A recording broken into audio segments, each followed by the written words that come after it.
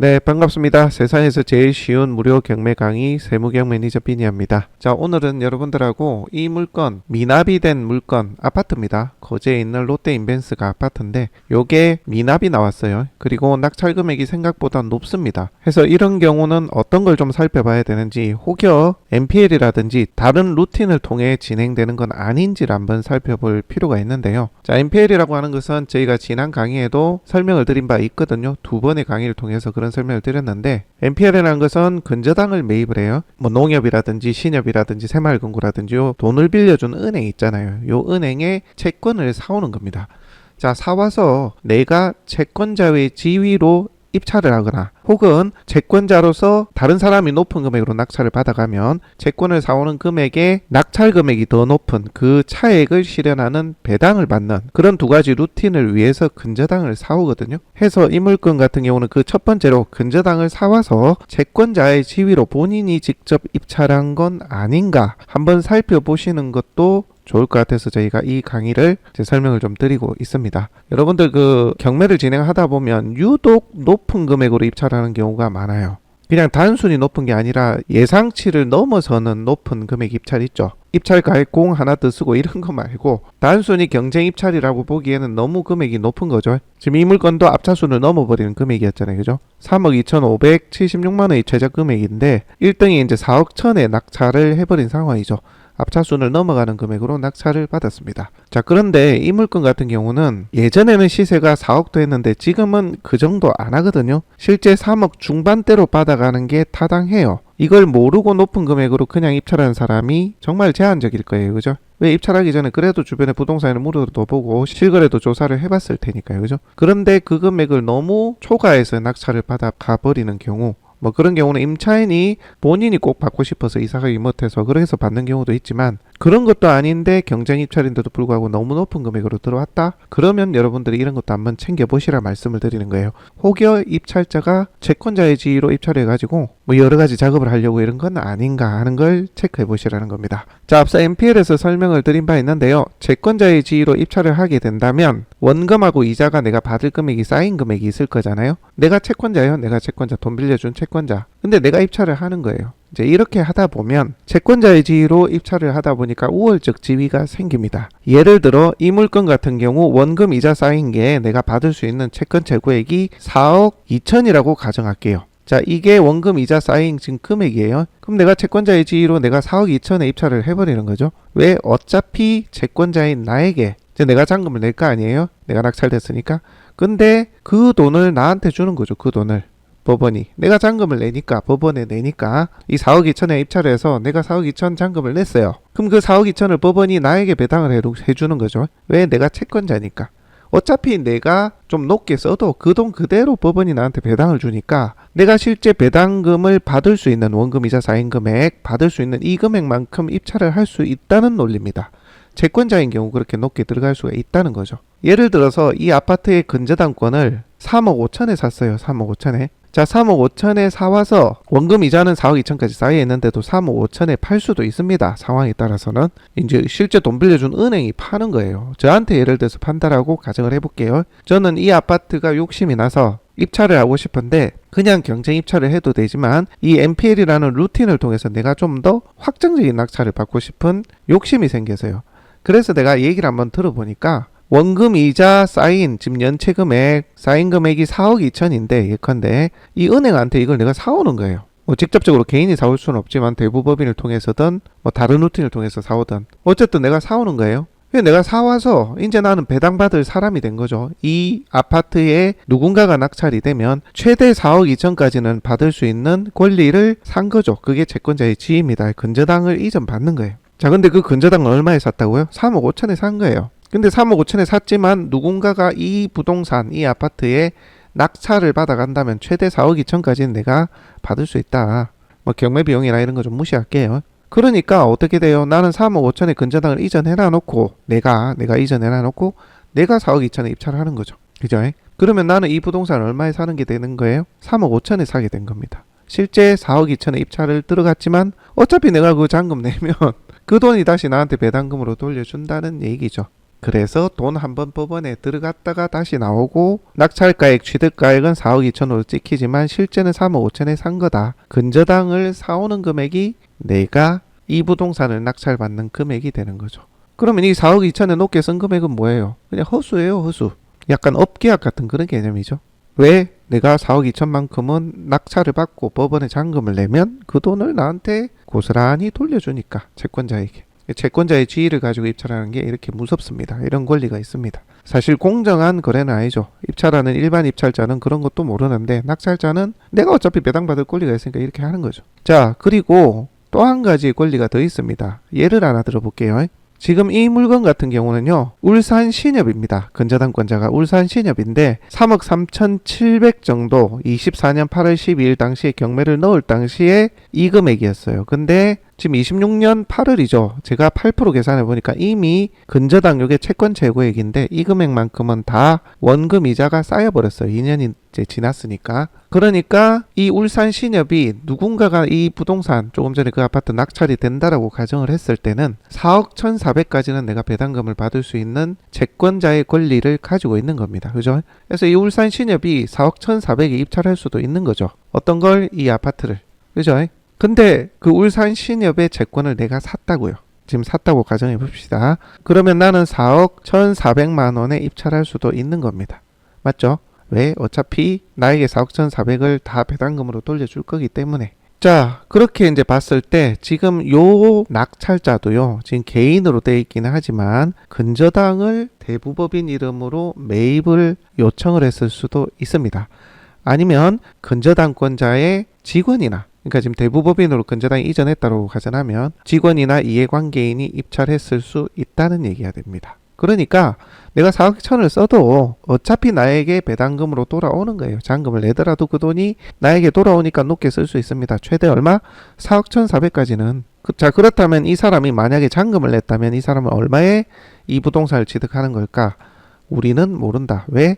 울산신협에서요, 지금 요 낙찰자가 지금 미납을 하긴 했습니다만은 이 낙찰자가 근저당을 얼마에 사왔는지를 모르기 때문에 그래요. 그거는 공개가 되지 않습니다. 이 울산신협하고 이 근저당을 사겠다는 이 사람하고 둘 당사자 간의 거래이기 때문에 어디에도 그 거래가액이 남아있지 않아요. 등기부에도 없습니다. 근저당 이전이기 때문에. 해서 만약에 3억 5천에 근저당을 사왔다라고 가정하면 4억 1천을 쓸 수 있다는 거죠. 그래가지고 이 낙찰자분이 잔금 내고 다시 배당금으로 채권자의 지위로 입찰을 했으니까 배당금으로 4억 1천을 돌려받는다라고 치면 이 근저당을 사왔던 당초 금액 얼마인지는 모르겠지만 3억 5천이라 가정하면 이 3억 5천에 이 부동산을 매입한 게 된다. 그래서 좀 더 높은 금액으로 쓰는 이유는 본인이 지금처럼 확정적인 낙찰을 받아가잖아요. 높게 써도 되니까. 취득가액은 3억 5천이 결국은 되는 건데 액면으로 찍히는 건 취득가는 4억 1천이지만 실제 본인이 들어간 이 부동산을 취득한 금액은 3억 5천인 거죠. 근저당을 사온 금액. 자, 이런 형태로 높은 금액을 쓸 수 있는 루틴을 만들어 놓고 들어왔을 수가 있다는 겁니다. 자, 그러면 이 사람이 또 할 수 있는 게 뭐냐면, 자, 내가 만약에 이번 회차에 4억 천에 낙찰을 받았어요. 근데 3억 2,576만 원이니까 10% 3,257만 6천 원이라는 돈을 법원에 이제 낙찰이 됐으니까 법원에 이제 보관을 할 거 아니에요. 10% 입찰 보증금을. 그리고 나서 미납을 할 수도 있습니다. 어떤 경우?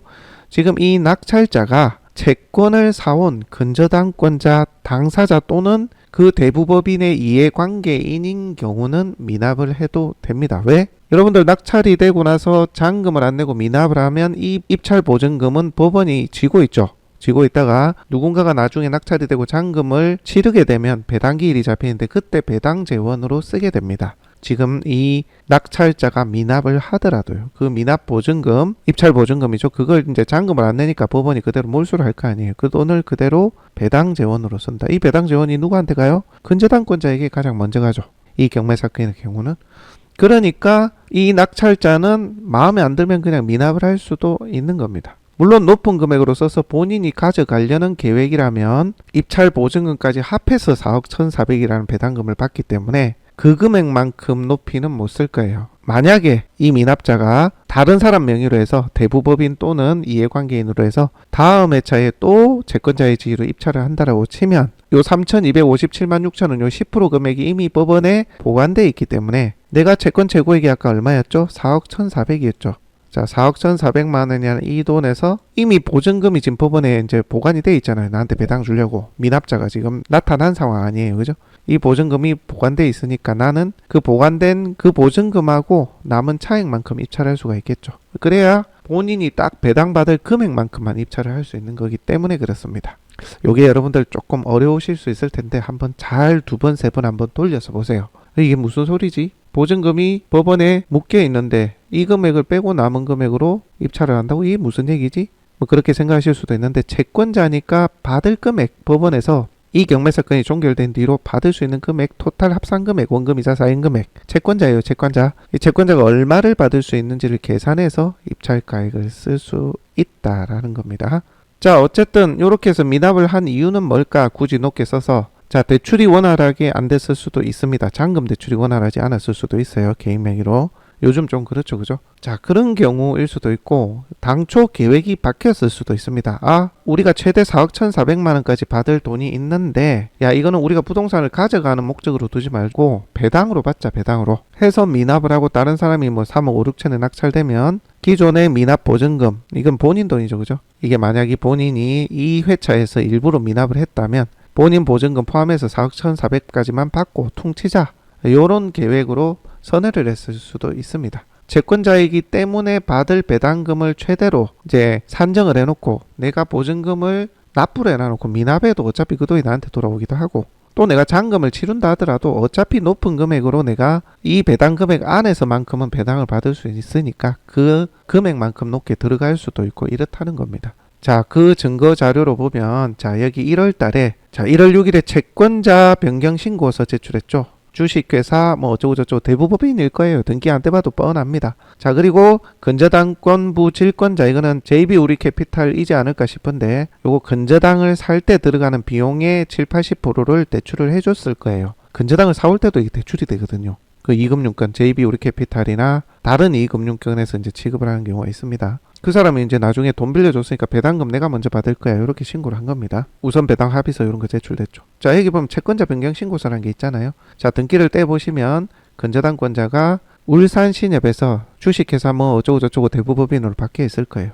그렇다고 한다는 것은 지금 이 물건의 입찰자도 채권자 내지는 채권자와 협의된 입찰자일 가능성이 높다. 그렇게 이해하실 수가 있습니다. 1월달에 근저당권 사와가지고 2월달에 경매 속행되고 나서 본인들이 들어온 거죠. 그리고 미납을 했다라고 보는 게 95%는 맞을 거예요. 자, 근데 왜 미납을 했다? 대출 내지는 대출이 어렵구나. 아니면 본인들의 계획이 바뀐 거죠. 지금 질권 대출을 받아놔놓고 지금까지 2년까지 왔는지 중간에 상환하고 뭐 이렇게 됐는지 모르겠는데 어쨌든 이자는 계속 발생하고 있고 본인 돈으로 다 했다면야 뭐 그냥 이자 노름으로 배당을 받아도 되긴 합니다만 어쨌든 이렇게 입찰로 들어갔다가 미납을 해도 되는 건 채권자의 배당 권리가 있기 때문에 채권자의 지위로 들어가면 이렇게 할 수 있다라는 겁니다. 자기한테 배당금으로 돌아오니까 미납해도.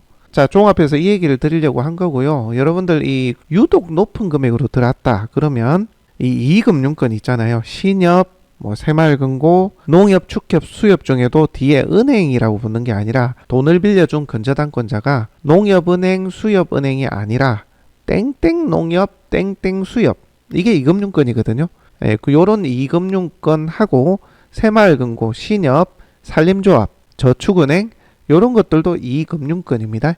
자, 이런 이금융권의 근저당권자가 실행하는 경매 사건의 경우에는 유독 이렇게 높은 금액으로 입찰자가 나타났다라고 한다면 한 번쯤은 여러분들 이 문건 송달 내역에 근저당권자가 채권자를 바꾼 이력이 있는지 요걸 한번 살펴보시라는 의미에서 이 강의를 만들었습니다. 이해되세요? 근저당권자가 갑자기 채권자가 바뀌었어. 원래 이 채권자 울산신협이거든요. 근데 채권자가 울로 시작해야 되는데 갑자기 뭐 채권자 변경 신고서 제출하면서 근저당권자 뭐 혹은 채권자 이름으로 이상한 이름이 안 보이는 등기 없는 뭐 이런 이름이 있다. 이러면은 등기를 새로 떼보시라. 그렇게 말씀을 드리고 대부법인으로 근저당이 이전됐다면 이런 경우는 이 물건 같은 경우는 높은 금액으로 입찰을 할 수도 있고 채권 최고액 범위 이내입니다. 원금이자 쌓인 금액 범위 이내예요. 그렇게 높게 입찰할 수도 있고 또 낙찰을 받아놓고 미납도 할 수 있다. 그걸 여러분들이 알고 보시라 말씀을 드립니다. 자, 결론은 이 물건 같은 경우는 여러분들이 다시 나와도 이게 뭐가 이렇게 문제가 있지, 왜 이렇게 높게 받고 미납했을까, 이거 뭐 문제 있는 거 아니야, 야 부동산에 큰 하자를 발견한 거 아니야, 이렇게 여러분들이 잘못 오인하지 마시고, 아 근저당권자가 대부법인으로 바뀌어 있구나, 요거는 근저당권자가 낙찰받고 미납을 하고 요런 작업이 됐을 수도 있겠구나, 아 이게 왜 이렇게 높게 됐냐 했더니만 채권자가 원금이자 사인금액만큼 높게 본인이 채권자의 지위로 들어갔구나 라고 이해를 하시면 된다는 거죠. 그러니까 문제가 있는 게 아니에요. 여러분들도 여러분들 소신대로 다음에 또 이제 입찰기일이 다가오면, 지금 보면 입찰기일이 8월 31일 날 잡혀 있잖아요. 자, 여러분들 소신대로 그날 입찰하시라는 의미입니다. 아시겠어요? 지금 3억 2,500에도 입찰자가 안 나왔거든요. 물론 요즘 경기가 안 좋아서 그런 것도 있지만 왜 이렇게 떨어졌을까, 큰 하자나 문제가 있을 거야 라고 여러분들이 너무 주춤하거나 두려워하지 마시고, 채권자가 바뀌었기 때문에 그런 영향일 가능성이 매우 크다, 이렇게 이해하시고 보시라는 의미입니다.